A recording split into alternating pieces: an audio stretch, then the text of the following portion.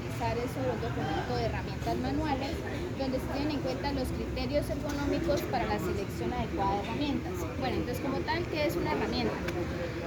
Las herramientas son útiles simples que se utilizan o que necesitan estrictamente la fuerza humana para poder ejecutar la tarea. Por ejemplo, se clasifican en varias: lo que es a mano, que no necesitan motor; los que no son manuales y necesitan motor; los de electricidad, que necesitan energía para su función; los neumáticos, que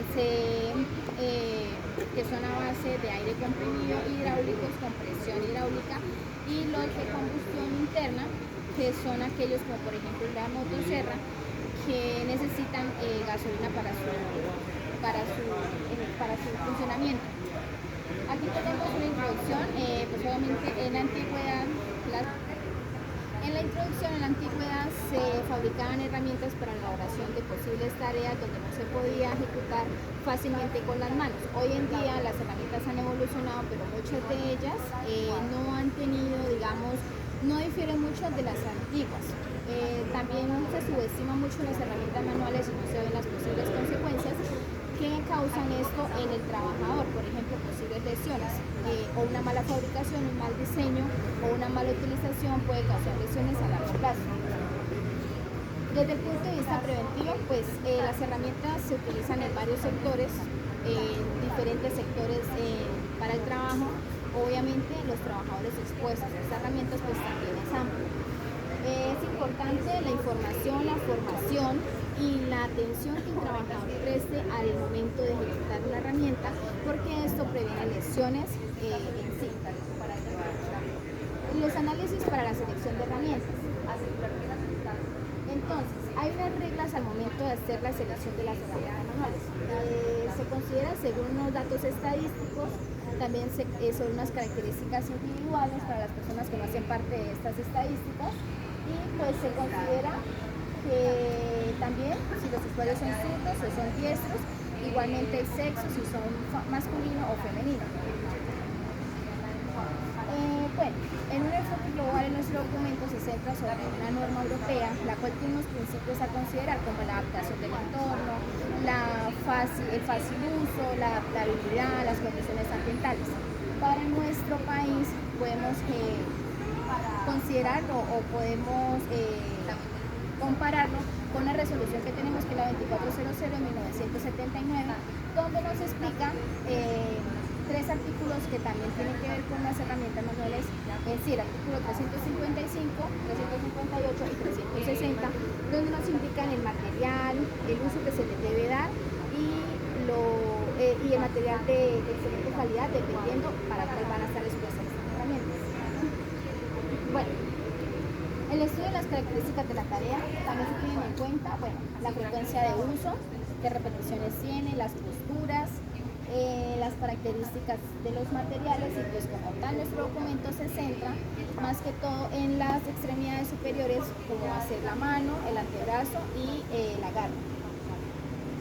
El estudio de las características de la tarea, bueno, hay que tener en cuenta la acción del trabajo, qué tipo de trabajo es, tipo de efecto que se va a tener, si es de corte, si es de pretensión, y asimismo pues tener en cuenta que el uso de las herramientas inadecuado pues puede generar lesiones en el trabajador. Acá se le muestra un ejemplo de características, el cual es pues la acción a ejecutar por el trabajador, simplemente son 4, el tipo de trabajo que se realiza, la herramienta que es la adecuada para ese tipo de trabajo, y así sucesivamente el tipo de efecto que se quiere lograr y el esfuerzo que se va a hacer al momento de realizar la tarea. Como les comentaba, las características de la tarea que les estoy explicando, porque eran 3 fases, tienen pues 2 tipos, el tipo de tarea, y aquí sigue la segunda, que es el estudio del ambiente. Por ejemplo, el espacio que sea suficiente, la limpieza, la iluminación, mirar si el espacio es confinado. ¿Para qué? Para que así mismo se utilicen las herramientas adecuadas. En el nexo tenemos las dimensiones antropométricas de la mano, donde se explica cómo se saca la longitud dependiendo de nuestra mano para sí mismo, sacar las características individuales y hacer parte de la estadística, o simplemente ya ser parte de no la estadística y poder tener una adecuada herramienta para nosotros. Buenas tardes, el tema que me corresponde hoy el que voy a aclarar es el análisis postural y biomecánico.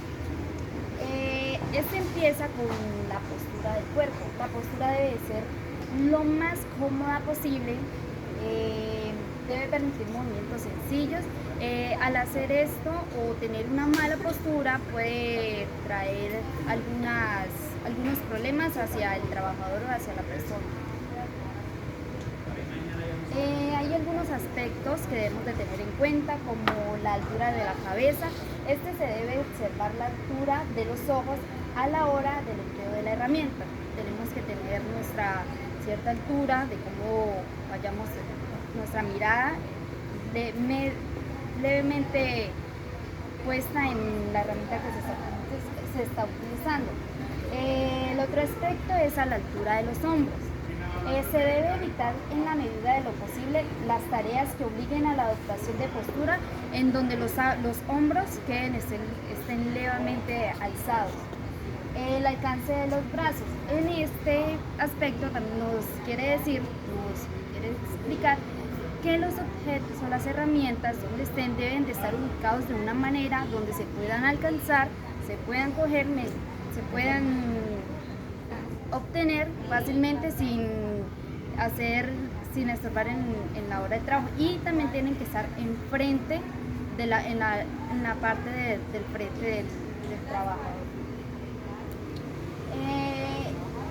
Otra que está es postura de la mano y movimiento de mano y muñeca. La mano es una de las partes más complejas del cuerpo humano. Consiste en músculos, huesos, venas, tendones, vainas tendinosas, arterias. Todas estas están ubicadas, que al ubicarse y estar posicionada forman como un túnel, que ese se le llama el túnel carpiano. Al hacer no movimientos muy buenos que ayuden a nuestra postura, a nuestra forma de coger, puede uno adquirir, o puede el trabajador adquirir un síndrome que se llama síndrome del túnel carpiano. Para tener en cuenta de cómo tenemos que hacer los movimientos de nuestra mano y muñeca, siempre vamos a empezar desde una posición neutral, donde ya viene ciertos movimientos que está como flexión e hiperextensión del antebrazo, que la extensión es cuando colocamos nuestro brazo y antebrazo muy lejos de nuestro hombro, y la flexión es cuando recogemos y queda cierto ángulo cerca hacia el hombro. Está la pronación y supinación de la muñeca. Este es un movimiento donde nuestro antebrazo y la muñeca gira de una forma donde nuestra palma de la mano queda mirando hacia abajo o en la parte de hacia arriba. La supinación es cuando queda la parte de arriba, y la pronación es cuando la giramos y queda la palma en la parte de abajo.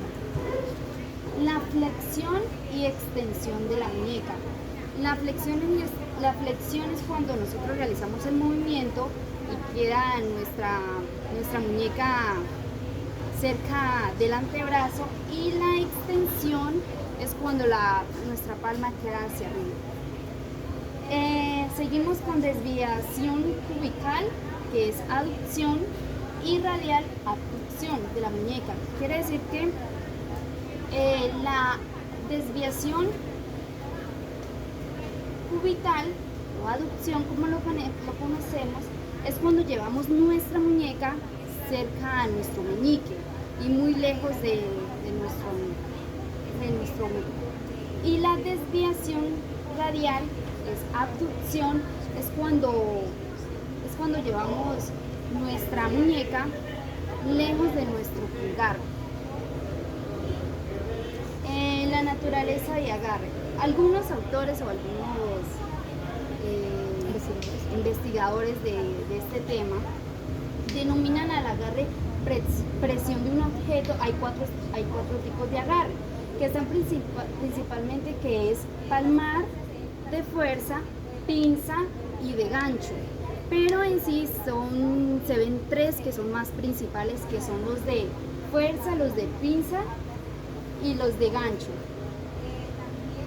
Está el agarre de fuerza, que con este agarre se consigue aplicar gran fuerza.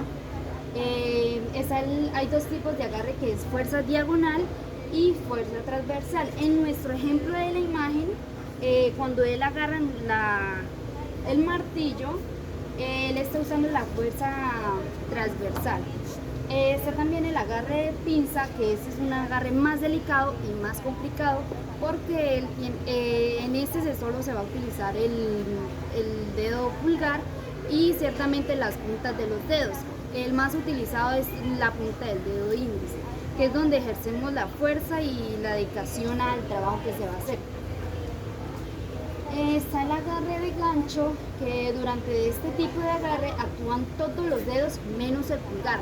Es cuando cogemos nuestro, ya sea un balde o cualquier cosa que tenga como un arito, lo cogemos y nuestro pulgar siempre va a estar vacío, y los dedos que vamos a utilizar son los demás. Está la fuerza de agarre, que para poder describir tanto el tipo de agarre como la fuerza que se realiza, la biomecánica intenta explicar cómo las fuerzas de atracción de los músculos se convierten en fuerza de agarre.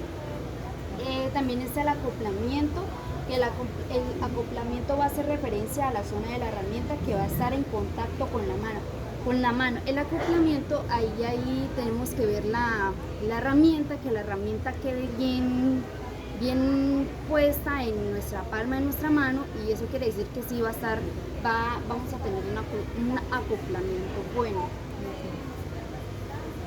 Y por último, en el anexo 4 es lista de chequeo, que aquí nos da como una serie de preguntas. Es una ayuda que nos ayuda a nosotros a elegir entre dos tipos de herramientas.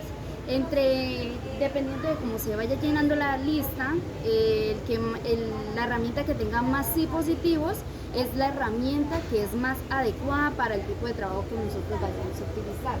Esta lista de chequeo tiene como objetivo ayudar a la selección de la herramienta manual que mejor se ajuste a nuestro trabajo. 3. Hola, buenas. Bueno, como lo mencionaba nuestra compañera Julie, habla de el análisis de herramienta.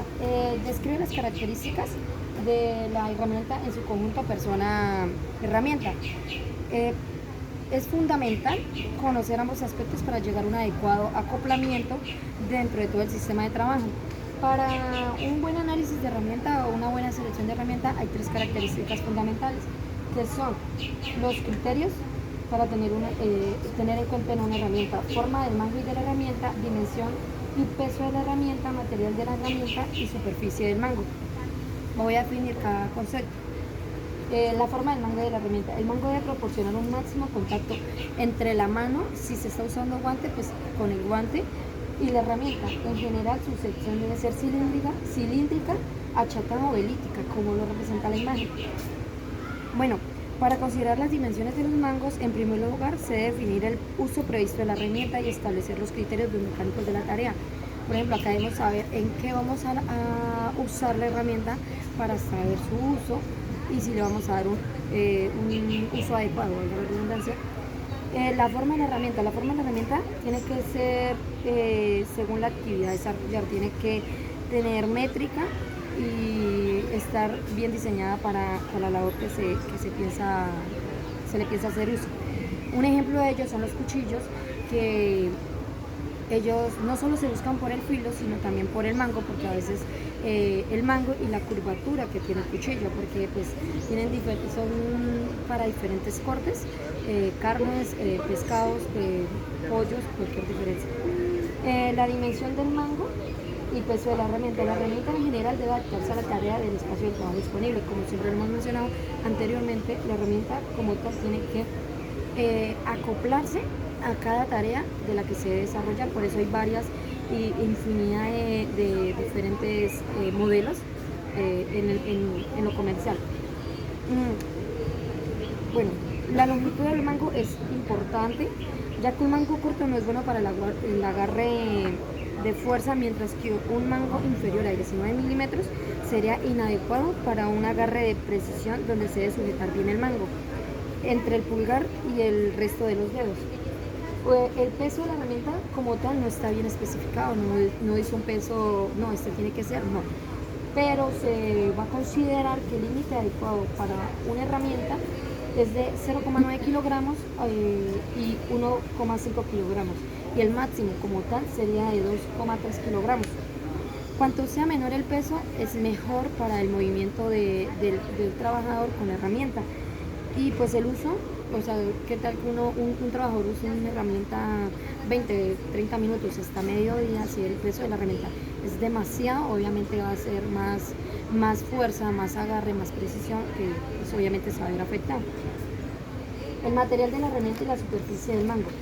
El material de la empuñadura, como parte que se ejecuta la acción, debe adaptarse a la tarea. Como siempre lo hemos mencionado en las dos anteriores explicaciones, como tal, siempre la herramienta tiene que adaptarse al trabajador, siempre tiene que ser así. ¿Por qué? Porque es se ejecuta mejor la labor como tal. Los materiales con menor coeficiente de rozamiento son esmalte, goma dura, PVC blando. Bueno, ustedes preguntarán por qué es menor coeficiente de rozamiento, ¿qué se debe a eso? Digamos, si usted está trabajando en un taller de automotores, usted no va a utilizar un destornillador de goma lisa, blanda, porque obviamente cuando tenga grasa en sus manos se va a resbalar o va a ocasionar cualquier problemita que uno no quiera. Dicen que, como ya lo mencionaba, las herramientas deben adaptarse a la tarea. Un ejemplo de ello es que los electricistas, las herramientas que ellos adquieren, tienen que apegarse a la normativa. Y la normativa lo que dice o requiere es que las herramientas, todo lo que se usa un electricista debe que tener un aislamiento, pues obviamente de electricidad, persona. Herramientas con mayor coeficiente de rozamiento están las maderas de haya, cuero, el corcho, la espumadura, el poliestireno. ¿Y estas para qué sirven? Pues como lo mencionaba, sirve más para talleres, sectores donde se trabaja con mucho aceite, con mucha grasa. ¿Por qué? Porque esto disminuye el rozamiento, o sea, aumenta el rozamiento. Y son conceptos o son punticos que hay que tener en práctica a la hora de nosotros ir a seleccionar una herramienta. Así sea nosotros en nuestra misma casa, la idea es de tener claro y conciso de qué lo queremos usar para poder hacer un buen uso de esta herramienta. Bueno, los riesgos más comunes y las medidas preventivas. Bueno, la primera medida preventiva es el uso adecuado de la herramienta, porque de nada sirve tener una herramienta en su casa y no saberle dar un buen uso, porque pues obviamente es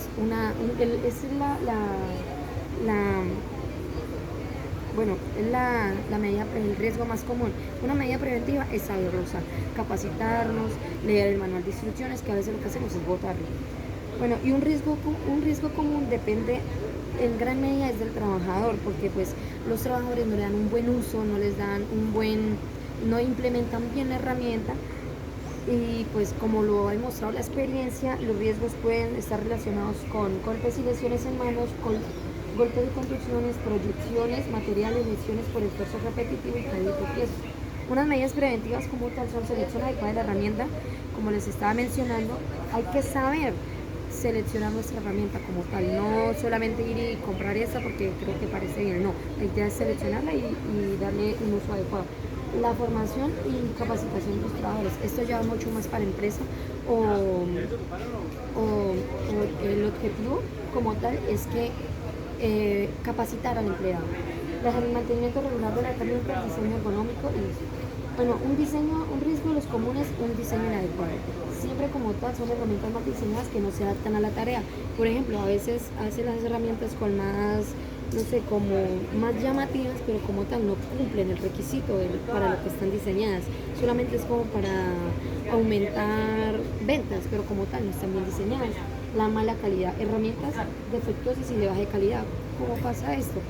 Lo que pasa es que su merced va a comprar la herramienta a todos 5.000, lo más baratico, lo más sencillo. Lo mismo pasa en las empresas. Ellos solamente para ahorrarse un poco de dinero lo que hacen es adquirir herramientas de baja calidad donde puede afectar al trabajador. El uso incorrecto es la falta de formación y uso inadecuado de las herramientas. Como les decía, no hay capacitación por parte de las empresas a los empleadores o trabajadores que colaboren allí. Los riesgos comunes son igualmente golpes y cortes. Estos son ocasionados principalmente en las manos y extremidades, que ya son las que hacen el agarre y más del 50% es la que ejecuta como tal todo.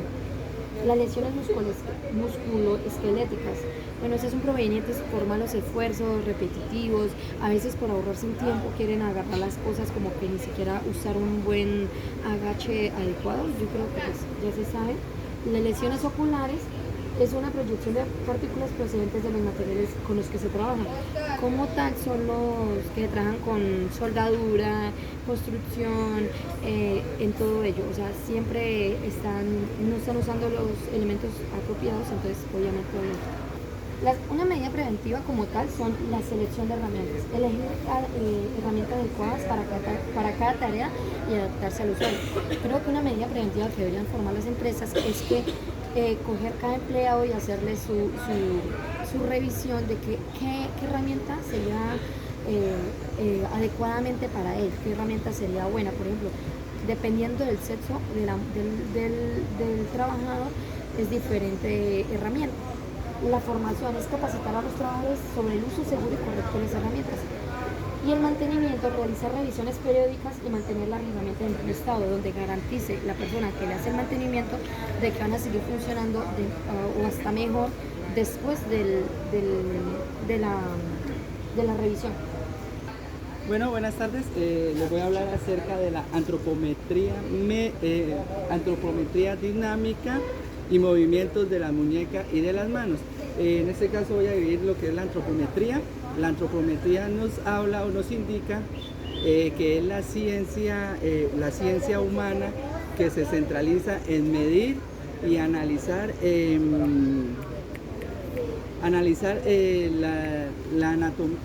cuerpo humano como tal, como son en tamaño, fuerza y capacidad de trabajar.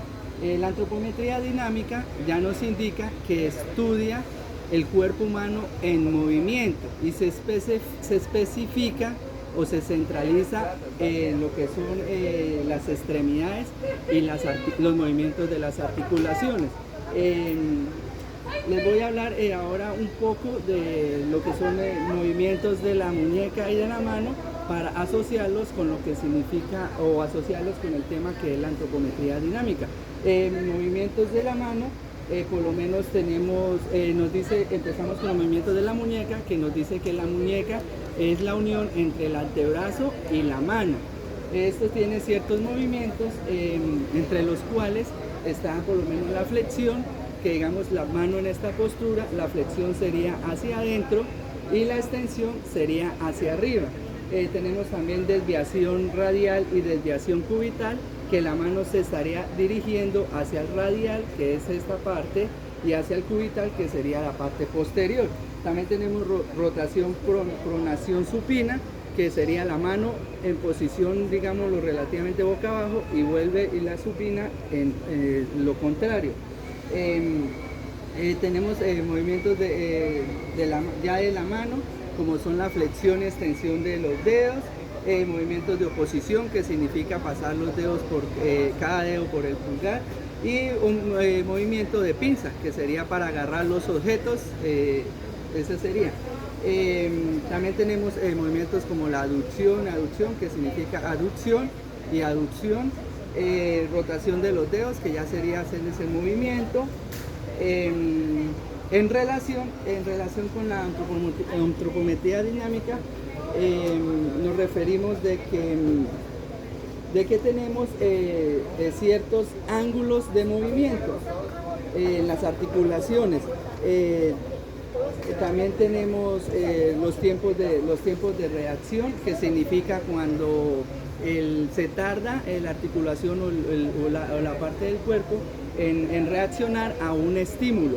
Tenemos la velocidad y la fuerza, es para, digamos, agarrar el objeto y recuperarnos de dicha... Eso. Y el estudio de la fatiga significa lo que se demora, digamos, la articulación o la parte del cuerpo que está haciendo el movimiento en recuperarse de dicho objeto. Tenemos también unas aplicaciones prácticas que van en eso, como es el diseño ergonómico. Eso quiere decir acomodar mejor las áreas de trabajo para que no las articulaciones no sufran daño alguno. Tenemos robótica, que dice que ya nos desempeñamos en buscar ayudas más avanzadas para dichas especificaciones de trabajo. Por lo menos en deporte y rendimiento humano, nos dice que nos sirven para rutinas, para mejorar por lo menos los deportistas, los que juegan tenis y dichas cosas. En medicina y fisioterapia nos ayuda con ciertos movimientos para mejorar o recuperarnos las articulaciones cuando hacemos dicha esfuerzo o trabajo.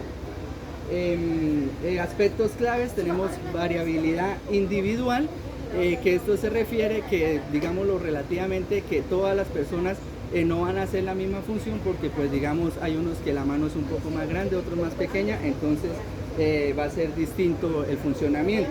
Las condiciones biomecánicas, igual debido al tamaño, lo que se va a extender las articulaciones como tal. Y la fatiga, la resistencia, es cuando